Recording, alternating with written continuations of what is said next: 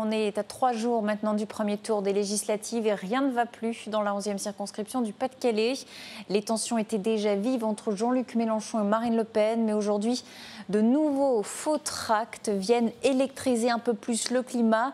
Le Front de gauche parle de 6 tracts au total, mais celui qui a particulièrement énervé Jean-Luc Mélenchon, c'est ce tract. Vous le voyez à l'écran diffusé sur les réseaux sociaux où le candidat apparaît grimé en Adolf Hitler.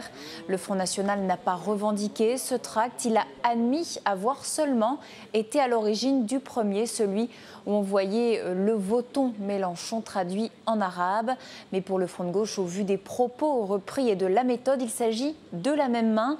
Il a accusé donc directement le Front national d'être à l'origine de ces nouveaux tracts. Et Jean-Luc Mélenchon ne décolère pas.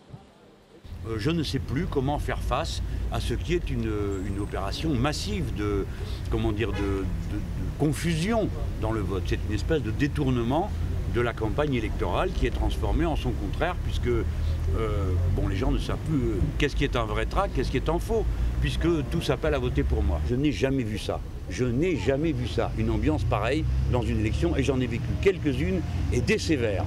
Mais ça, jamais, nulle part. Il est largement temps de faire le ménage ici et j'espère en avoir l'occasion.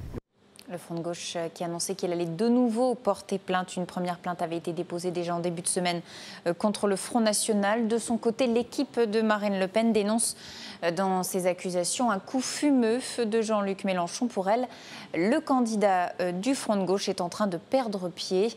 Marine Le Pen entame donc une procédure en diffamation contre lui. Et puis toujours au sujet de cette 11e circonscription du Pas-de-Calais, un nouveau sondage vient de tomber à 18h ce soir, un sondage réalisé pour LCI et Le Figaro. Et cette fois, il donne donc toujours Marine Le Pen en tête avec 32% des suffrages au premier tour.